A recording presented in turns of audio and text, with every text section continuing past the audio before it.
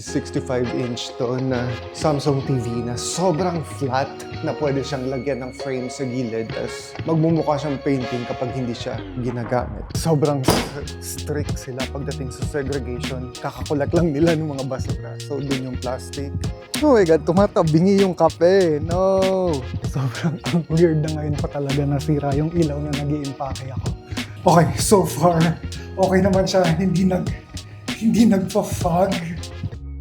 Good morning world, ngayon yung dating ng TV na in-order namin at saka nung mga linen, bedsheets at saka blanket na isang buong set. So yun yung hihintay namin today. After nun, babalik na ako ng port mo dito. So maghahakot ulit ako ng ibang mga gamit. Maganda ulit yung weather today. Medyo may cloud. Actually, mas prefer ko yung medyo may cloud dito kasi full blast na sunny day dahil napakainit. And ang ganda ng English Bay. Pero parang hindi talaga siya kita sa camera. And yung Falls Creek nandito. Tabi na natin to. Dahil so binuhat namin to from baba. Well, actually, hanggang elevator lang naman. Tapos binuhat namin papunta dito. And, ito na siya. So, dito namin siya planong ilagay. And 65-inch to na Samsung TV na sobrang flat na pwede siyang lagyan ng frame sa gilid. Tas magmumukha siyang painting kapag hindi siya ginagamit. Na tingnan na rin namin yung ibang samples nung mga frames, pero may iba pang dadating and ang ganda nung mga gold na frames. Feeling ko bagay talaga sila dito. And di ko lang talaga sure kung paano to i-install dito. I think tatawag na lang kami ng mag-i-install, yung marunong mag-install ng Samsung na TV. Sobrang excited ako. Oh my God, naka-idlip na ulit ako. Wala pa rin yung linen. Baka mamaya hapon pa siya. Pero, pasado alas 11 na and di pa rin kami nagbe-breakfast. Hindi ako makagawa ng coffee kasi although meron na kaming French press dito, wala kaming kape, wala kaming sugar, wala kaming kitchen stocks dito. So, I think lalabas na lang ako, bibili ako ng makakain namin. Oh my God, sobrang puyat na puyat ako. Wala kasi akong unan. Isa lang yung unan na nadala ko. So, ito yung hinigaan. Ito yung hinigaan namin today. Sobrang komportable ng higaan and sobrang maluwang and malaki siya. Ayun. Yung bed frame, I think next week pa siya dadating. Well, kailangan natin ngayong bumili ng breakfast sa McDonald's. I think sa McDonald's dito, isang kanto lang rin siya. Katabi lang rin siya ng Jollibee. So, napaka-convenient. Pero kailangan ko na rin ibaba itong mga namin in just 2 days ng pagkain dito.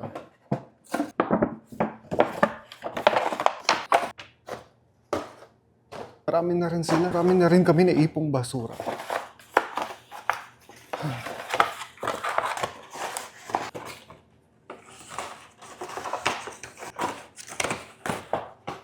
Let's go.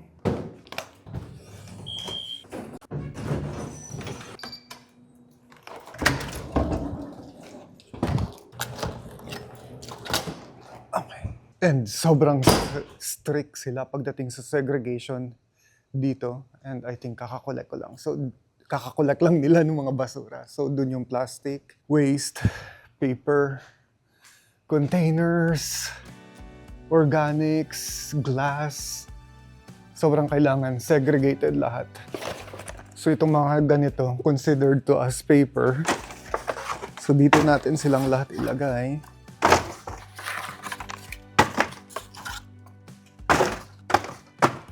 Okay, let's go. Kailangan muna natin dumaan ng grocery kasi gusto daw nila ng Gatorade. Feeling niya dehydrated siya. Lumabas kasi sila kagabi nung mga boss niya. Nag-inuman sila. Mga Korean yung mga boss niya. So malalakas talaga uminom yung mga yun. So ngayon may hangover siya. Mura ang Gatorade dito sa Dollarama. And I think bibili rin ako ng AAA na battery. $3 lang tong spatula, shanse. I think okay to pang prito ng itlog. See, ang mura lang ng Gatorade nila dito, $1.82. Kuha na tayo ng siguro tatlohin na natin. Zero sugar. Fruit punch, zero sugar. Wala bang zero sugar to? Zero sugar, let's go. Okay.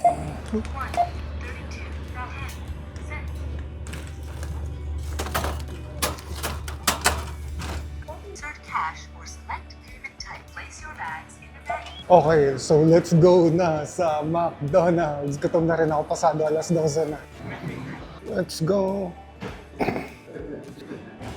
$21.69 pero good for 2 na yun. Mas mura yung McDonald's dito compare sa Jollibee. Thank you. And do you want a couple of your drinks?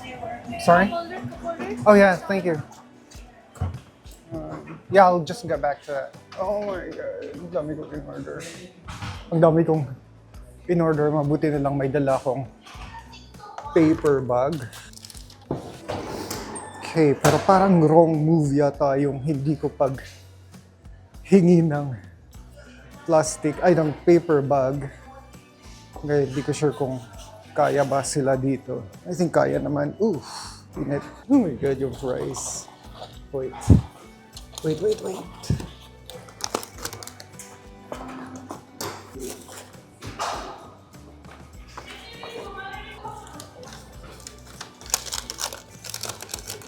I think kaya naman. Let's go. Okay, let's go. Malapit lang naman yung lakaran, so hindi na to stress. Basta hindi lang matapon yung kape. Oh my God, tumatabingi yung kape. No! Ang tagal mag-green ng stoplight. Ngayon, hindi ko sure kung dumating na yung mga in-order na linen. Para makapunta na ako ng Port Moody.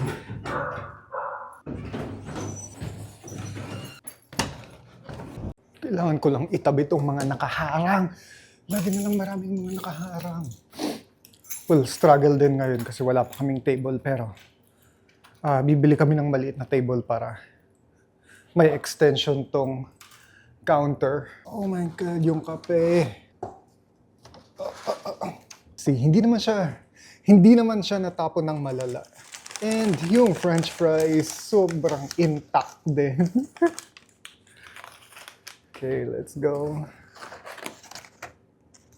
Oh, actually, marami palang natapon. And bumili rin ako ng apple. Tawag dito, apple pie. Oh, well, itatapon lang rin naman to. Diyan ka muna. Wala nga pala kaming mga tissue. So, okay. Gusto ko na humigop ng kape. So, double-double yung akin. Dalawang cream, dalawang sugar. Ito yung kay Ran na, walang cream, walang sugar. Hindi ako makapagkape ng walang cream, walang sugar. Punong-puno siya. Mainit to. No, I think naipon sa ilalim yung sugar nito. Tiplahin natin. Usually, ganun yung case. Na feeling mo hindi matamis, pero hindi pala siya na timpla. Minsan ganun sila sa McDonald's dito. Okay, isang try pa.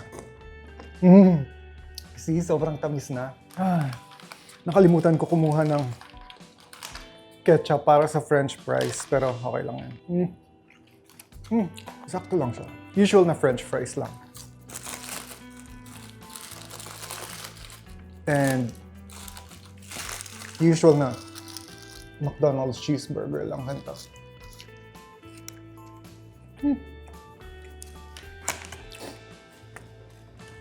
And ito ang apple pie nila. Mas masarap yung apple pie ng McDonald's sa Pilipinas kaysa sa apple pie nila dito. Which is ang weird. I don't know. Siguro dahil nasanay lang ako sa apple pie doon.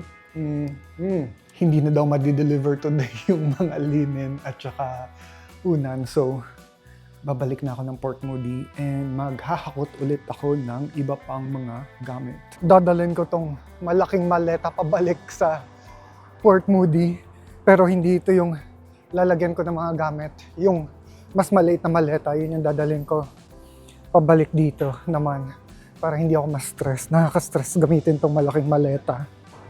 And hopefully, pagbalik ko mamaya, hindi ma-traffic. Mahirap kasi kapag sobrang daming tao sa SkyTrain tapos ang daming bit-bit.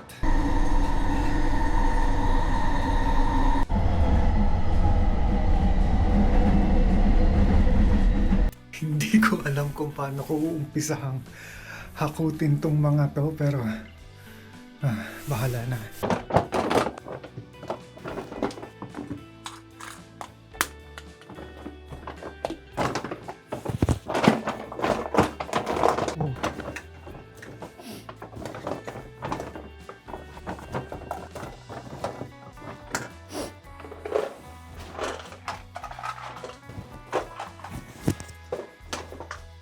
Sobrang ang weird na ngayon pa talaga nasira yung ilaw na nag-iimpake ako.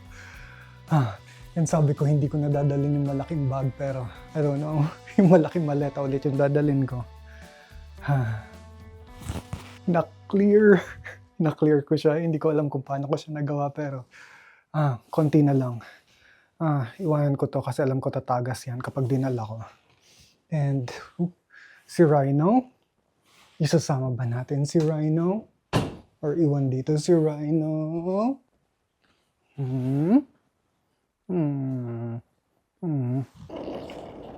Sobrang mamimiss ko tong Moody Center Station. Pero magastos din kasi yung laging nagte-train, mamamasahe ka lagi sa train.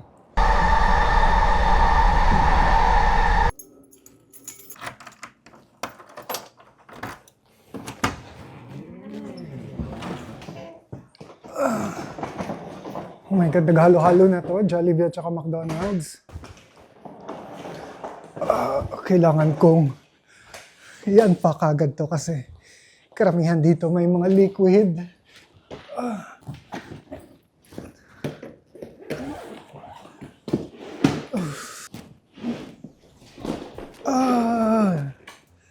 Okay.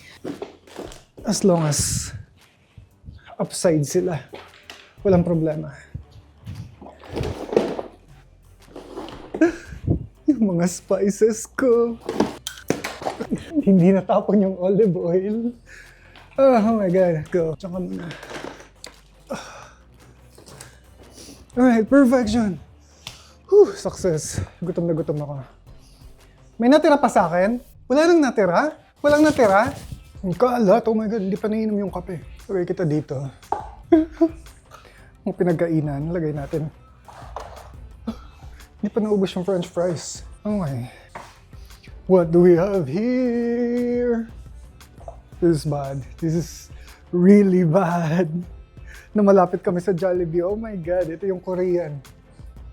Korean chicken nila.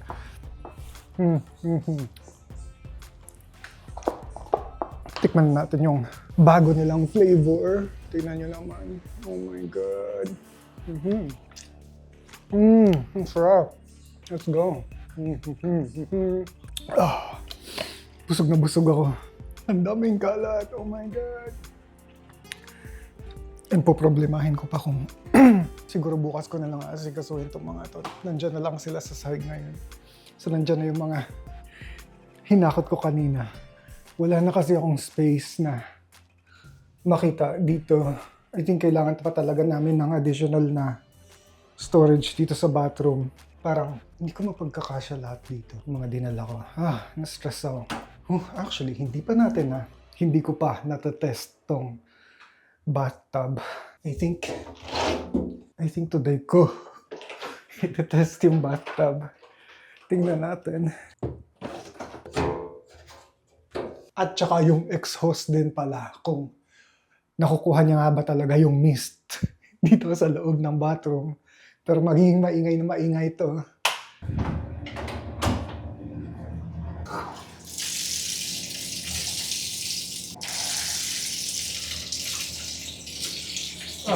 Nag-umpisa lang maging maingay. Okay, so far, okay naman siya. Hindi nagpa-fog. Dito sa loob, yun yung problem namin dun sa Port Moody, yung exhaust. Hindi siya masyadong malakas humigop ng steam. Ito so far, walang steam. So, very good. And ang nice ng tubig. 2 araw na yata ako hindi naliligo. Pero, kailangan na talaga namin i-prioritize na makabili ng shower curtain na may lining para magamit na rin namin yung shower. Kapag walang shower curtain, sobrang makalat mag-shower dahil tumatalsik yung tubig sa labas. Masarap makapag-relax.